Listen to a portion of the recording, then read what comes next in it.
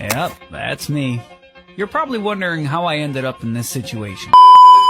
So I'm sure you're probably wondering how that happened. So I'm going to explain it to you. So I'm just prepping my brows for my brow lamination DIY at home 5-star service. Say that twice as fast. And I'm just making sure I am cleaning and cleansing my eyebrows first.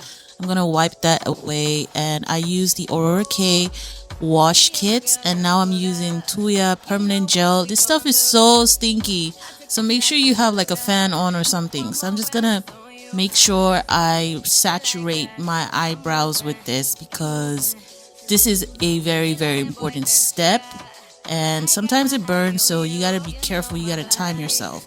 So I'm just applying my film, my clean film, and I'm going to let that sit for a while. And I check it in about 3 minutes. When there's 3 minutes left on the time, I check it to see if it's really like relaxing, because the idea behind laminating your brows is to train your brows the way it wants to go. So if you wanted to have that more relaxed looking feel where it's, you know, sexy and just laid, this really helps. So this is the second step, and I'm putting that film back on, and I'm going to check it in about a couple of minutes and then wipe away with a wet cotton round.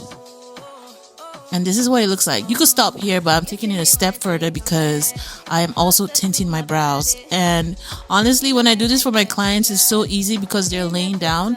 But when you're doing it on yourself, this part, the shaping of the brows to see where everything goes, it just looks funny. So now I'm tweezing off the excess, and I do this so carefully because I don't want to over tweeze.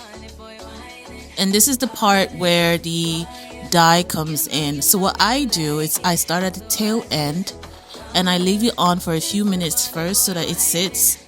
I do not want everything to process at the same time because I want the tail end to look darker, like brows will look. Your tail end is usually darker than the front. So I leave that on for a few minutes, and then I go back in and I clean it up and I just brush it through. And then now I'm wiping away with a cotton round. And guys, that's it.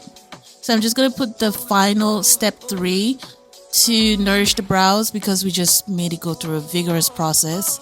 And this is the final look. What do you think? What do you know? Let me know, and I'll see you next time. Bye.